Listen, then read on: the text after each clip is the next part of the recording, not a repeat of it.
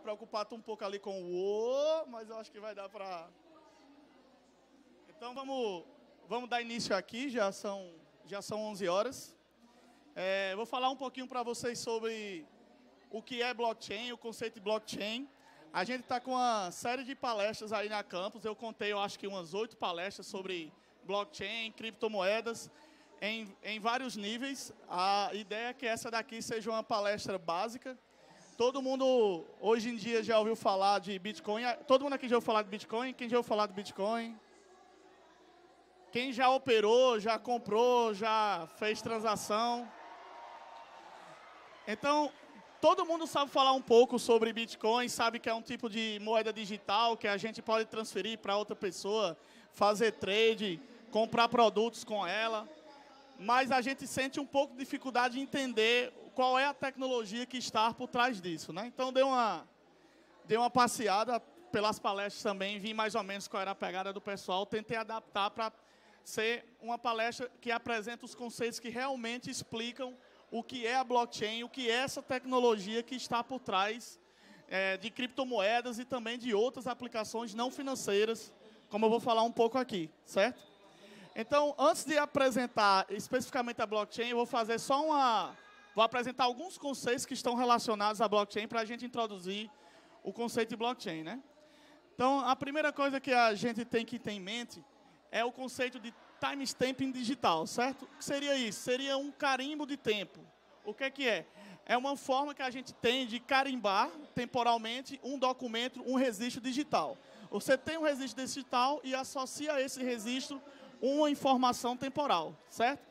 Então, isso aí, essa ideia de carimbo digital para dados, para registros, para documentos, ele não é um conceito novo, certo? Ele é um conceito que foi desenvolvido na década de 90, no início da década de 90, certo? Com a ideia de fazer um carimbo temporal para documentos digitais de forma a evitar falsificações, certo? Então, esse é um dos conceitos que está associado à blockchain.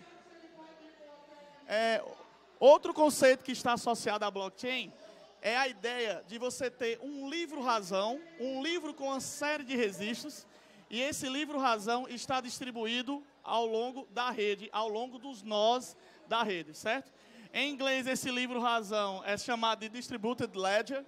Quando nós queremos falar sobre as tecnologias que envolvem o compartilhamento, a distribuição desses livros-razões, nós falamos de Distributed Ledger Technologies, que são justamente tecnologias de livro-razão distribuído. Então, esses livros-razões, eles permitem que, ao invés de nós termos uma autoridade central que armazena os registros de informação, nós temos esses registros distribuídos através de uma rede P2P, onde todos os nós possuem uma cópia desse livro de registros, certo? Então, esse livro-razão, ele permite o registro organizado de informações, ele incorpora o conceito de carimbo de tempo para cada registro nessa informação, certo? E ele também deve ser imutável, ou seja, uma vez que um registro foi inserido nesse livro e que ele foi copiado para todos os nós da rede, esse registro não pode ser mais modificado.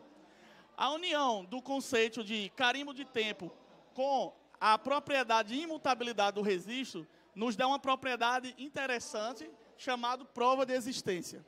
Ele garante a prova de existência de um registro. Eu tenho uma informação temporal daquele registro e eu garanto que ele não vai ser modificado. Então, eu posso garantir que, a partir daquele momento, aquela informação, de fato, existe. Eu tenho uma garantia de prova de existência, um marco temporal inicial para aquela informação. Isso é o que significa um livro-razão distribuído, certo? E é o que a blockchain carrega no núcleo de sua tecnologia. Então, assim, existem várias tecnologias que implementam o conceito de livro-razão distribuído, certo?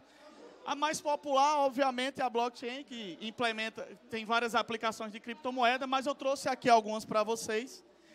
Além da blockchain, nós temos outras implementações que incorporam livros-razão distribuído, como o Tangle, que é uma aplicação de livro-razão distribuído, que ao invés de utilizar listas encadeadas, como a blockchain, utiliza grafos acíclicos direcionados. E nós temos também o Hashgraph, que é outro tipo de aplicação que incorpora no seu núcleo livros razão distribuídos, faz basicamente a mesma coisa que uma blockchain faz, e que também utiliza a implementação de gráficos acíclicos, ao invés de utilizar uma lista encadeada, como a blockchain faz. Então, vale a pena também, quem tiver curioso e saber para onde essas tecnologias vão evoluir, vale a pena vocês também darem uma olhada nessas outras duas tecnologias de DLT, certo? Agora, vamos focar em blockchain, que é o que a gente veio estudar aqui. Certo? Então, o que é uma blockchain? Basicamente, ela é uma cadeia de blocos que contém informações. Ou seja, ela é uma cadeia de blocos que contém os registros desse livro-razão que a gente acabou de ver. Certo? A estrutura de dados de uma blockchain é uma lista encadeada. Por quê? Porque cada bloco subsequente possui uma referência para o bloco anterior.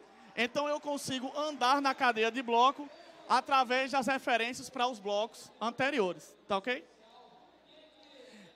Esse tema de blockchain, ele já vinha sendo estudado há um bom tempo, mas ele veio mesmo a se popularizar e aparecer uma aplicação realmente popular em 2008, por coincidência, após o colapso do ápice da crise financeira com a quebra do banco Lehman Brothers. Esse cara aqui, que ninguém sabe se é um cara ou se é uma organização, mas que se denomina Satoshi Nakamoto, ele lançou um artigo falando sobre uma tecnologia de livro-razão distribuído baseado em blockchain. E a partir daí, em 2009, ele lançou a primeira aplicação de blockchain, a qual ele denominou de Bitcoin. A partir daí, essa tecnologia começou a se popularizar, no começo de forma tímida, e depois, com o boom dessas moedas, começou a se proliferar e as pessoas começaram a investigá-las com mais afinco, com mais profundidade. Certo? Como é que funciona a blockchain? Certo? O funcionamento dessa cadeia de blocos ela é a mesma para todas as aplicações, para todos os tipos de moedas. Certo? Então, uma blockchain ela é um registro de transações públicas. Certo? Cada bloco desse possui uma lista de registros. Tá ok? Esses registros, eles podem ser públicos ou não. No caso do Bitcoin, são registros públicos. Eles são registros confiáveis. O que quer dizer isso? Garante que esses registros são imutáveis e eles são compartilhados, ou seja, eles são distribuídos. Todos os nós que estão na rede possuem uma cópia dessa cadeia de registros, certo? A propriedade mais relevante no caso de registros em blockchain é que, uma vez inseridas as informações na blockchain, é praticamente impossível modificar essa informação. Não vou dizer que é totalmente impossível, porque a gente não existe coisas impossíveis. Mas podemos dizer que é muito, muito, muito difícil de modificar um registro que foi adicionado à blockchain, certo?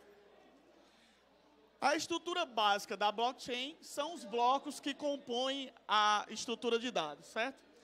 O bloco, ele pode ser dividido em 3 partes. O bloco é composto por dados, é composto por uma hash que está relacionado a esses dados, certo? E é composto pela hash do bloco anterior, que é o que dá o encadeamento e referência de um bloco para o outro. Então, cada bloco tem dados, que são transações, com registros, tem uma hash desses dados e tem a hash dos dados do bloco anterior, tá ok? O que são os dados em uma blockchain? Esses dados podem ser qualquer coisa, eles podem ser qualquer informação. Se você pensar na área de contabilidade, por exemplo, podem ser lançamentos de uma empresa. Se você pensar, por exemplo, em uma reunião, podem ser nomes em uma ata. Se você pensar, por exemplo, em uma universidade, pode ser uma lista de chamada de alunos, pode ser um livro de registro de diplomas. Qualquer coisa pode ser um dado a ser inserido na blockchain. No caso de criptomoedas especificamente, os dados que são inseridos na blockchain são transações de envio e recebimento de moedas.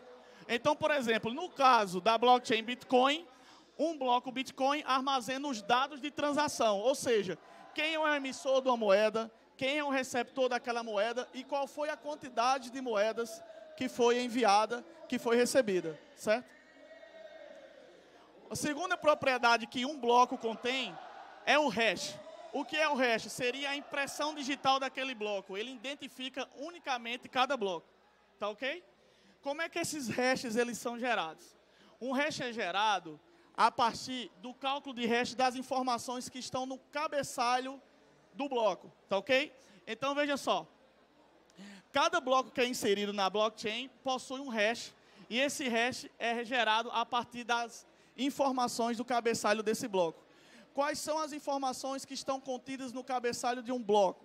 São informações do hash anterior, do bloco anterior, o carimbo de tempo daquele hash e um hash especial, raiz, que é nada mais, nada menos do que a combinação do hash de cada transação que tem naquele bloco. Então, as transações são organizadas duas a duas, é feito hashes par em par, montando uma árvore binária, até que no final você tem um hash único, que é representado pela combinação de todos os hashes, de todas as transações que estão embutidas naquele bloco. Então, o que é que forma o cabeçalho do bloco? O carimbo de tempo, a hash anterior e a hash desse bloco que está relacionada a todas as transações incluídas naquele bloco. Eu vou abrir aqui um parênteses para falar um pouco sobre esse hash especial da raiz, que é a combinação dos hashes da transação. Como é que ele é implementado? Ele é implementado a partir de uma estrutura de dados chamada árvore de Merkle, ou Merkle Tree. O que é que essa árvore faz? Ela pega hashes de cada transação, combinados 2 a 2, e gera um novo hash pi. Depois combina esses novamente 2 a 2 e vai fazendo isso até que gera um hash raiz, que vai ser justamente o hash que foi gerado a partir da combinação de todos os hashes de transação. Por que o protocolo de blockchain faz isso? Por que a tecnologia blockchain faz isso? Por alguns motivos básicos. Primeira coisa, se eu fosse calcular o hash de todas as transações mais as informações de cabeçalho, seria custoso. Então, na verdade, como eu quero identificar unicamente o bloco e quero incorporar nessa identificação os hashes de transação, ao invés de eu calcular o hash de todo o bloco, eu apenas incluo uma transação raiz que já é dependente da hash das transações. Outro motivo, existe uma diferença entre os tipos de nó da rede de Bitcoin. Existem nós que apenas mineram, são chamados de nós simples, certo? E existem nós que, além de minerar, contém toda a informação da cadeia, ou seja, contém, além dos cabeçalhos, todas as transações, certo? Para que eu minere um novo bloco, eu não preciso, para eu resolver o problema de mineração, o desafio de minerar um novo bloco, eu não preciso de ter no meu nó todas as transações Bitcoin. Eu preciso ter apenas o cabeçalho. Então, se eu sou um nó de mineração simples, não tem para que eu fazer o download, de todos os registros de transação. Eu apenas sincronizo os cabeçalhos e calculo. Então, eu tendo essa informação do hash raiz, eu não preciso que todos os nós sejam nós completos. Nós que têm toda a cadeia com todas as informações de transação. E também, utilizando a prova de Merkle, eu consigo, dado uma transação, verificar se ela pertence a um determinado bloco a partir da transação raiz. Então, a árvore de Merkle serve para essas três questões. Armazenar espaço, garantir a prova de existência de uma transação em um bloco e permitir que não seja necessário que todos os nós façam download da cadeia completa para poder conseguir minerar blocos, certo? A terceira informação que nós temos em um bloco é a hash da transação anterior. Então, tendo os dados da transação, os dados de transações, o hash do meu bloco e o hash do bloco anterior, eu consigo criar uma corrente, e a essa corrente de blocos eu dou o nome de blockchain. Beleza? Então, como é que funciona essa questão de encadeamento de blocos e imutabilidade dos registros em uma blockchain, certo? Então, vamos imaginar aqui esse exemplo, por exemplo, que eu tenho 3 blocos encadeados. Esse primeiro bloco aqui, eu tenho a informação de hash dele e a informação de hash anterior. No segundo bloco, eu tenho a informação do hash do cabeçalho, do bloco 2, e eu tenho a informação que serviu para gerar essa informação de hash aqui, do hash do bloco anterior. No terceiro bloco, eu tenho a informação de hash desse bloco e a informação de hash do bloco anterior, fazendo essa ligação. Esse hash inicial especial, apenas com zeros, seria o hash do bloco Gênesis. O primeiro seria a informação no bloco Gênesis. Como nós não temos um bloco anterior, nós temos um hash com uma série de zeros, certo? Agora imagine que um indivíduo mal intencionado queira inserir em algum desses blocos, modificar uma transação que já foi persistida no bloco, certo? O que é que ele deveria fazer para poder conseguir modificar essa transação através de um ataque? Então, imagina que o indivíduo modificou uma transação no bloco 2 aqui, ele acessou as transações do bloco 2 e modificou essa transação.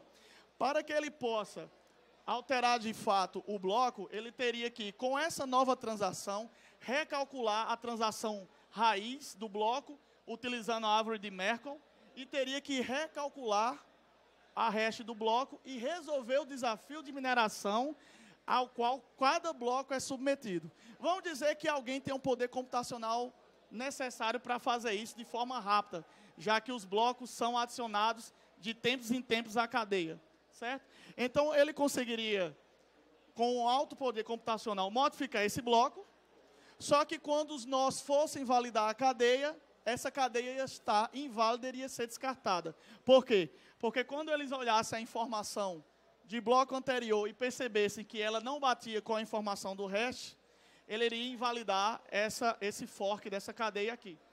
Como é que esse indivíduo, o que é que esse indivíduo teria que fazer para, de fato, quebrar a cadeia e modificar uma transação em um bloco que está inserido na cadeia? Ele teria que repetir esse processo para todos os blocos que estão na cadeia a partir daquele bloco 2 ali. Ele teria que ter que recalcular a árvore de Merkle para cá, recalcular o hash do cabeçalho, resolver o desafio para esse bloco. Depois ele teria que vir para esse bloco aqui, fazer o mesmo procedimento novamente. Depois ele ia ter que ir para o enésimo bloco à frente e fazer todo esse procedimento para ele conseguir, de fato, modificar a cadeia e inserir uma transação ilegal, certo? Então, o que isso significa? Significa que exige-se um esforço muito grande, certo, de um atacante para que ele possa, de fato, modificar um bloco. E quanto mais antigo um bloco é, mais difícil é de modificá-lo, certo?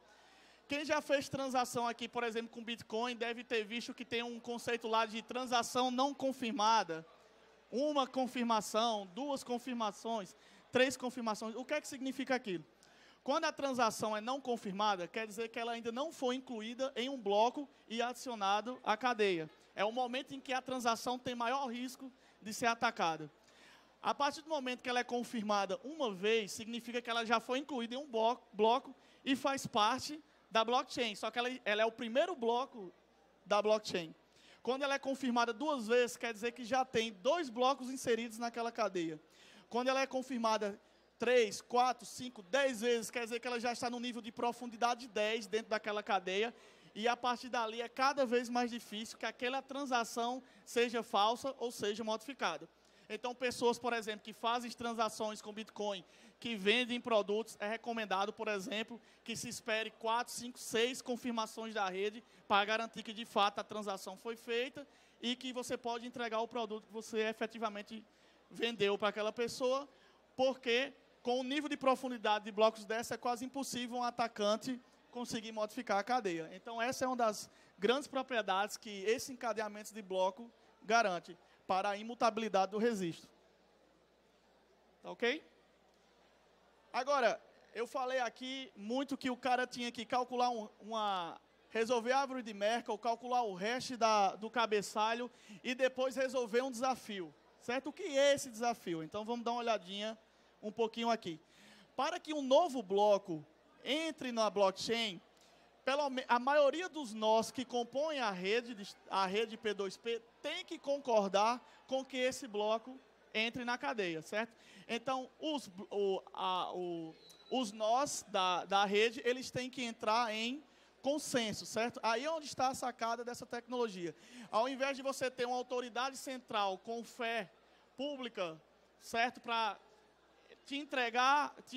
fazer o intermediamento de uma transação, a própria rede de nós, ela garante isso através de um protocolo de consenso, que seria a forma como que os nós garantem que aquele novo bloco é um bloco válido e pode entrar na blockchain, certo? Então, todo o consenso é feito pelo próprio algoritmo, pelos próprios nós da rede. Então, imagine aqui que você tem uma blockchain que é mantida por uma rede de pares, certo? Você tem uma série de nós na rede mantendo a blockchain. Todos os pares da rede possuem uma cópia completa da blockchain. Se for um nó simples, possui uma cópia completa dos cabeçalhos. Se for um full node, como a gente chama, possui uma cópia completa dos cabeçalhos e uma cópia completa de todas as transações. De repente, algum nó quer inserir um novo bloco na cadeia. Então, o que é que acontece? O novo bloco, ele tem que ser validado por cada par, certo? Ele tem que ser validado por cada nó que está na rede. E a partir do momento em que a maioria dos blocos, ou seja, 50% mais um dos nós da rede, atestam que verificam aquele bloco e validam aquele bloco, então a rede entra em consenso e garante que um novo bloco seja inserido na rede. A partir que esse novo bloco é inserido na cadeia e 50% mais um dos nós concordam que ela é a cadeia válida, todos os nós sincronizam essa nova cadeia, certo? Então, é assim que o protocolo trabalha para entrar em consenso. Um nó sugere um novo bloco, os outros nós verificam se esse bloco é um bloco válido, e se 50% mais um dos nós atestarem que esse é um bloco válido, eles inserem e sincronizam a nova cadeia em toda a rede. Agora, como é que a gente insere, como é que um bloco, um nó, sugere a inserção de um novo nó, certo? Todo nó pode sugerir a inserção de um novo bloco. E, na verdade, eles sempre estão competindo, todos, sugerindo a inserção de novos nós na cadeia. Isso é o que a gente chama de minerar. Minerar é o ato de cada bloco, cada nó está tentando montar um bloco e sugerir que aquele seja um bloco válido para ser inserido na cadeia e aquela agora passe a ser a nova cadeia válida. Como é que os nós fazem isso, certo? Eles fazem isso através de um algoritmo de prova de trabalho, Proof of Work, certo? Em que eles resolvem um desafio. O nó que consegue resolver esse desafio, ele tem o direito de inserir o novo bloco na cadeia, certo? Como é que funciona esse desafio? Esse desafio tem que ser uma coisa que seja difícil de resolver, mas fácil de verificar. Por que ela tem que ser difícil de resolver? Para que os nós tenham que desempenhar um certo esforço para incluir um novo bloco. Mas ele tem que ser fácil de verificar para que os outros nós da rede possam verificar aquele nó e aceitem ou não aquele bloco como um novo bloco na cadeia, certo? Então, a prova de trabalho em tecnologias de blockchain é um desafio que todos os nós que estão minerando querem incluir um novo nó na rede, um novo bloco na cadeia, e para que eles possam fazer isso, eles têm que resolver esse desafio. Então, qual é o desafio que é feito? Calcular uma hash para um computador é trivial, certo? Agora, calcular uma hash com características específicas não é trivial, tá ok? Então, o desafio é justamente esse. Lembra que o cabeçalho do bloco, a gente calcula a hash do cabeçalho do bloco, certo?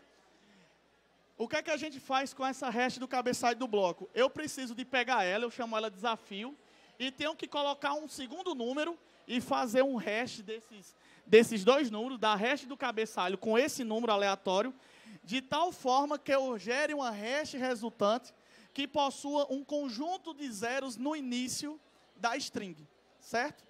E isso não é uma tarefa fácil. Eu tenho uma hash de entrada. Preciso de um número de entrada, que quando eu mescle os dois, eu gere uma hash com, por exemplo, 4 zeros no começo da string. Ou que eu gere 10 zeros no começo da string. 20 zeros no começo da string. Esse é o desafio que cada nó de mineração tem que resolver para poder garantir que um novo bloco vai ser inserido, certo? Então, por exemplo, aqui, ó, esse desafio bem complexo aqui, ó. Eu preciso de gerar um string, uma hash, que tenha no início 40 zeros. E eu tenho como entrada para você a hash do cabeçalho.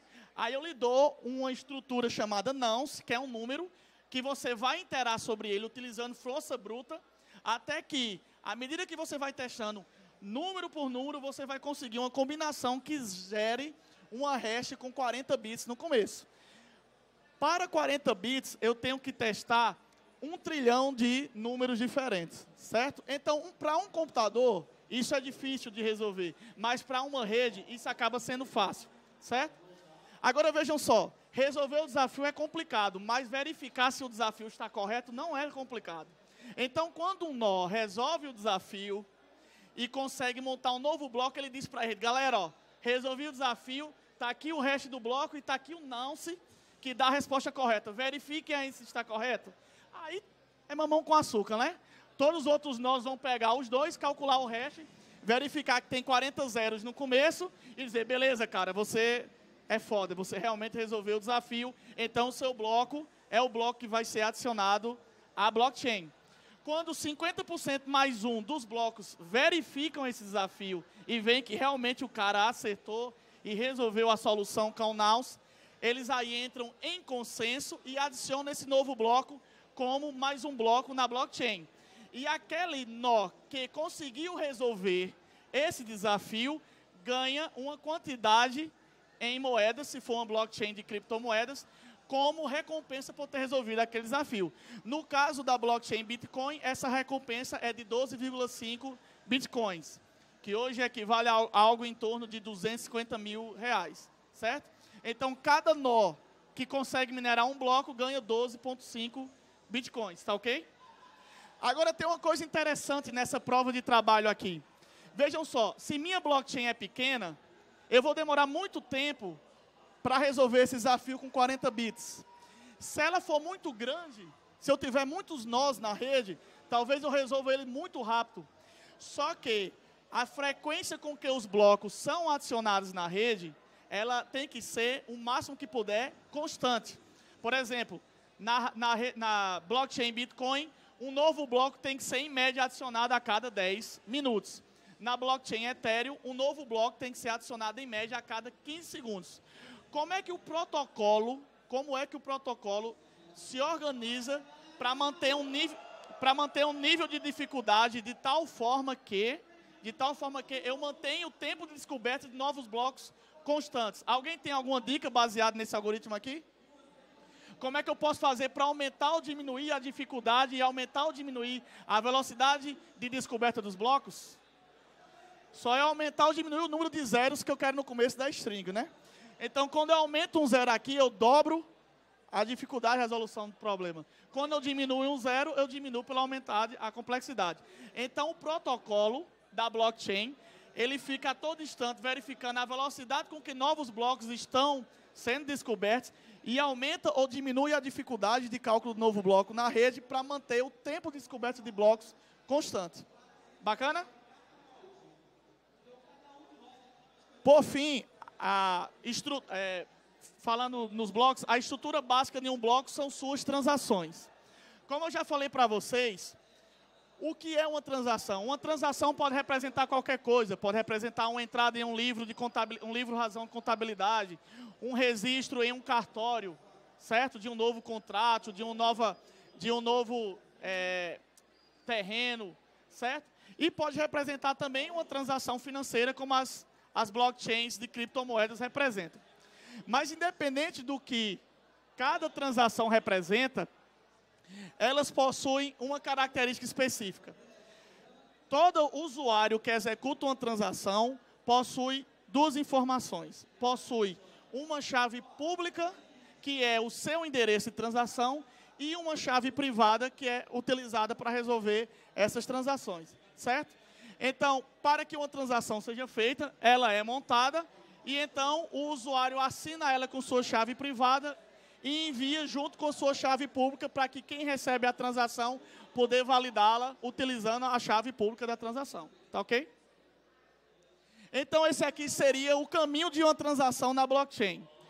Inicialmente, você assina sua transação com sua chave privada, você envia essa transação para um nó, esse nó joga essa transação na rede, em um pool de transações, em uma piscina de transações, é o momento em que suas transações não estão confirmadas. A partir daí, os mineradores querem montar blocos, então ele vai selecionar um monte de transação aqui para montar um bloco. Quando eles montam um bloco e resolvem um desafio e a rede entra em consenso, a sua transação é confirmada. Alguém aqui chuta como é que os mineradores selecionam as transações que vão entrar no bloco? Eles escolhem as que você está pagando mais caro para que entrem no bloco, certo? Então, quanto maior é a sua taxa que você está pagando pela transação, mais rápido ela vai sair dessa piscina aqui e entrar em um bloco, porque o cara que está processando aquele bloco vai ganhar as suas taxas de rede. É assim que a blockchain, como é que se diz, paga os nós que estão trabalhando. Beleza? Outro conceito bem interessante que a gente tem também são os contratos inteligentes. O que são contratos inteligentes? Eles são protocolos especiais, mini programas de computador, que são auto-executáveis, certo? Através de contratos inteligentes, eles foram inicialmente especificados por esse cara aqui, Nick Szabo, que é um dos papas nessa área aqui de blockchain, na década de 90 também, então esse negócio não é novo. Ele conceitualmente é igual a um contrato que nós temos legal, em que você define uma série de premissas e que se essas premissas forem atendidas, o contrato é executado, certo? Então, a gente consegue fazer isso também através de contratos inteligentes de forma digital, tá ok? Esses contratos inteligentes, eles são armazenados na blockchain e, com isso, a gente garante que eles vão ser imutáveis também e não podem ser modificados. Além disso, eles vão estar distribuídos em todos os nós da rede que possuem o contrato, certo? Então, esses contratos podem ser aplicados em uma série de problemas. Por exemplo, eu quero fazer uma campanha de financiamento coletivo. Então, eu poderia ir lá, por exemplo, no Kickstarter, eu coloco minha campanha lá, uma série de pessoas iria deposita o dinheiro lá na Kickstarter. Quando eu terminar de fazer aquilo tudo que eu prometi, a Kickstarter vai lá, valida e me dá o dinheiro e eu entrego o produto para as pessoas que financiaram, certo? Então, no meio do caminho aí tem a Kickstarter. Eu preciso de uma autoridade central em que tanto quem está pagando como quem está desenvolvendo confie para que tenha a tutela do dinheiro e depois pague se o produto for entregue ou que devolva o dinheiro se a promessa não foi cumprida. Através de contratos inteligentes e blockchain, a gente consegue eliminar essa autoridade central e ter um sistema de consenso que, de forma automatizada, consegue receber esses contratos e executar essa questão de ser o agente que faz o scroll entre o empregado e o empregador, o contratado e o contratante, por exemplo. Então, um conjunto de pessoas iria depositar as moedas em um contrato inteligente para que o ator executasse uma ação. Essas moedas iam ficar sob custódia do contrato e, uma vez que a tarefa fosse realizada, os pré-requisitos do contrato fossem executados, a rotina do contrato ia ser executada na blockchain e as moedas iam ser pagas para quem está sendo financiado, certo? Esse é o conceito de contratos inteligentes. Por ele estar associado à blockchain, ele possui as características de imutabilidade, como eu já mostrei para vocês, e possui as características de distribuição, de tal sorte que todos os nós da rede possuem uma cópia desse contrato, não é possível que ele seja perdido, e ele também não pode ser modificado, sendo apenas executado quando todos os pré-requisitos forem cumpridos. Beleza? Pronto, pessoal, eu vou parar por aqui, porque o tempo está chegando no fim. Eu ia mostrar para vocês mais algumas coisas, mas eu preferi dar um embasamento na parte teórica, e agora eu vou abrir um pouco aí para quem quiser tirar dúvidas sobre blockchain, sobre criptomoedas, pode perguntar. Tem quantos minutos? 10? Então podem perguntar à vontade, a gente tem um tempinho aí. Boa noite. Boa noite. Primeiro, parabenizar a palestra.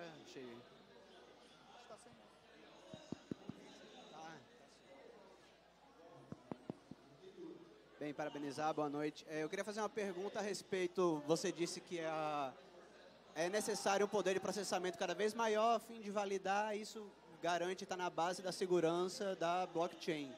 Eu queria que você comentasse um pouco se o avanço, se no tempo atual o avanço da computação quântica pode representar alguma ameaça a essa certificação, ou pelo menos pressupõe-se isso, o que é comentado hoje em dia sobre então isso? Ele está perguntando o seguinte, se o que a gente precisa para poder invalidar a cadeia é apenas poder de processamento, né? Ele está perguntando se a que ponto, com o avanço da computação quântica, isso aqui não poderia ser quebrado. Uma ótima pergunta. Eu acho que ele já deve ter lido um pouquinho sobre Tangle. Não? Eu falei aqui para vocês no começo. Dê uma lida nisso aqui, ó. São outros tipos de DLTs que possuem protocolos diferentes da blockchain. Então, esses caras aqui que desenvolveram o Tangle, que é a base da tecnologia IOTA, que também é um tipo de criptomoeda, no white paper deles, eles mostram que com computação quântica é possível quebrar a blockchain no seu modelo tradicional. E eles tentam provar, evidentemente que não de forma prática, porque a gente não tem computadores quânticos ainda, mas matematicamente, que com esse outro tipo aqui de livros razões distribuídos, baseados em grafos acíclicos dirigidos, mesmo computadores quânticos não vai ser fácil quebrar essas cadeias nesse estilo aqui. Então, existem provas matemáticas que com computação quântica a gente vai conseguir quebrar esse tipo de coisa aqui, mas já existem evidências que a tecnologia evoluindo para esse lado aqui, provavelmente também não vai ser possível quebrar e a tecnologia vai continuar sendo segura. Alguém mais?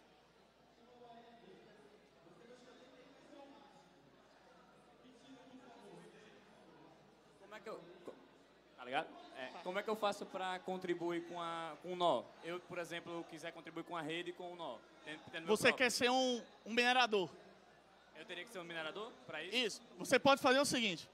Você pode ter uma cópia da cadeia na sua máquina sem minerar, ou seja, você vai ser um backup da rede, ou você pode ter apenas os cabeçalhos da cadeia e minerar, ou você pode ser um backup da rede e minerar. Você pode ser só uma cópia, ou um minerador com um nó completo, ou apenas um nó de cabeçalhos. Aí você tem que baixar, se você for, no caso de Bitcoin, tem que baixar o software do Bitcoin Core, que é o Bitcoin D, para poder instanciar um nó. E se for no caso do Ethereum, você tem que baixar o Geth, G-E-T-H, que é o software que provê com que você seja um nó da rede. Então, se eu fizesse baixando um nó, eu posso inserir novas transações na rede para elas serem confirmadas? Pode sim. E elas podem ou não ser mineradas por mim? Sim, sim. Você pode criar uma transação. Existem sites que facilitam a criação, mas você pode ir lá programavelmente mesmo, criar uma transação e inserir na rede. Ela vai entrar pelo seu nó e vai ser disseminada para todos os nós. Vai entrar naquela piscina lá, até que um minerador monte um bloco e coloque ela. Pode ser que seja você. Agora, a chance de ser muito pequena, já que a gente tem vários pools de mineração com poder de cálculo gigantesco atualmente. Então, uma exchange da vida de mineração, ela tem seu próprio nó que faz as transações dentro dela mesmo. Por exemplo, entre os usuários dela, fora da rede da blockchain. A partir do momento que ela ela cria uma transação e joga no seu próprio nó, toda a rede já toma ciência e começa a sincronizar essa transação também nos pools dele. Eles tentam sincronizar aquele pool de transações não confirmadas. Aquela piscina lá que eu mostrei para vocês, eles tentam sempre manter ela atualizada com todas as transações não confirmadas. Obrigado. Alguém mais?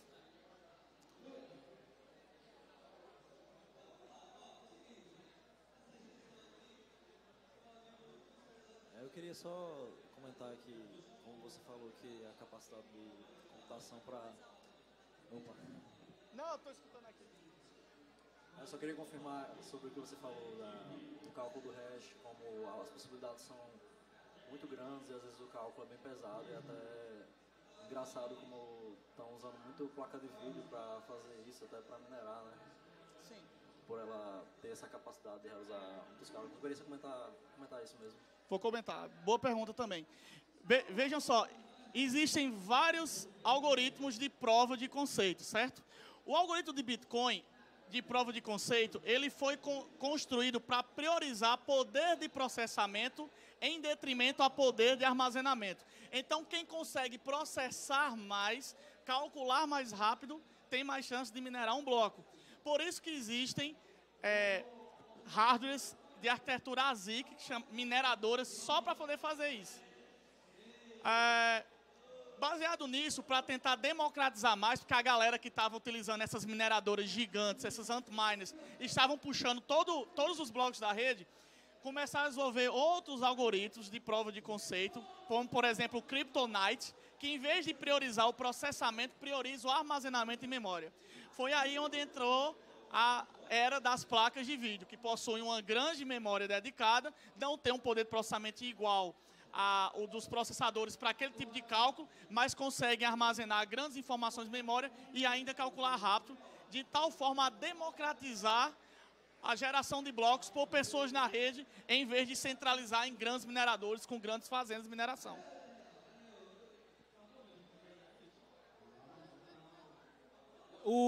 As transações não autorizadas mais baratas, que tem uma taxa menor, elas serão validadas algum dia? Algo garante que elas serão validadas? Ele quer saber se as transações que ainda não foram confirmadas, que estão lá na piscina, que taxas muito baratas, se elas vão ser confirmadas. Em algum momento elas vão ser confirmadas. Eu já tive transação minha, por exemplo, que demorou 2, 3 dias. Mas algumas blockchains, alguns protocolos especificam um timeout, por exemplo, uma semana, e se ela não for capturada, ela é cancelada. O que é cancelar? É simplesmente dizer que ela não existe. O status da blockchain continuou como era antigamente, certo? Temos tempo para mais uma pergunta? Pronto, se alguém quiser, a última pergunta.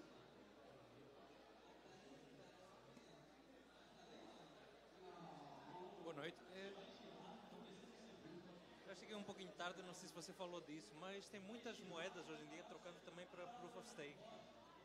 Talvez seria Proof of Stake, exato. Tá, eu falei aqui sobre prova de trabalho, Proof of Work. É um tipo de algoritmo de consenso em que você resolve um desafio, quem resolver o desafio joga um nó na rede e aí os nós validam o bloco que foi jogado na rede e entra em consenso. Essa não é a única forma de algoritmo de consenso. Existem outros algoritmos de consenso. Um algoritmo que surgiu em discussões no fórum de criptomoedas em 2011 é chamado de Proof of Stake, que é prova de participação. Nesse algoritmo, os nós não têm que resolver um problema matemático. É garantida a fé de incluir novos blocos na rede aos nós que possuem carteiras com mais dinheiro. Porque subtende-se que quem possui mais dinheiro na rede não vai querer fazer ataques para poder destruir a moeda que ele possui, certo? Então, o Proof of Stake escolhe de forma aleatória entre os nós que têm dinheiro na rede para a decisão de incluir ou não um novo bloco. Então, uma vez que o algoritmo escolhe um nó na rede que possui participação dentro daquele conjunto de moedas que existe, certo? Ele vai lá e gera um novo bloco. Depois, o algoritmo, de forma aleatória, escolhe outro nó que também possui participação na rede. Ou seja, em vez de ele resolver um desafio matemático, ele delega a um nó na rede que já possui dinheiro na rede a tarefa de incluir o novo bloco, acreditando que aquele nó vai ser honesto. Isso faz com que eu não tenha que gastar muito poder de processamento e, consequentemente, muita energia para resolver o desafio matemático, sendo um algoritmo energeticamente mais eficiente. Só para finalizar agora, eu tinha colocado no detalhe da apresentação que eu ia fazer uma demonstração. Como eu vi que não ia dar tempo, eu cancelei essa parte. Mas eu estou no grupo aqui do Telegram da Campus e estou lá no aplicativo. Eu vou mandar lá no grupo um horário amanhã. Quem tiver interessado, eu tenho uma infraestrutura preparada para rodar uma blockchain completa, Ethereum, na minha máquina. Eu vou mandar o aviso, quem tiver interessado, a gente se encontra amanhã. Eu mostro como criar blockchain do zero, não um nó, criar blockchain do zero, incluir nó, minerar, fazer uma transação, tudo do zero. Eu vou marcar um horário e eu peço para a galera divulgar, beleza? Oi? Vou pedir para eles colocarem. Tem um grupo, você sabe o nome do grupo Telegram da Campus? Tem 1 minuto, né? Já encerrou. Eu vou fazer o seguinte, eu vou colocar no aplicativo. Eu acho que todo mundo está com o aplicativo. Eu coloco lá, vou marcar um horário amanhã. Quem tiver interessado, a gente senta, levanta uma blockchain do zero. Vai ser a nossa blockchain. A gente pode chamar do nome que a gente quiser. Adiciona nós. Quem quiser entrar com o computador também na rede, a gente minera um bloco, cria carteira, adiciona moeda, faz transferência de um para o outro para a gente ver como é que isso funciona na prática, beleza? Fica ligado aí no aplicativo que eu vou divulgar lá. Obrigado.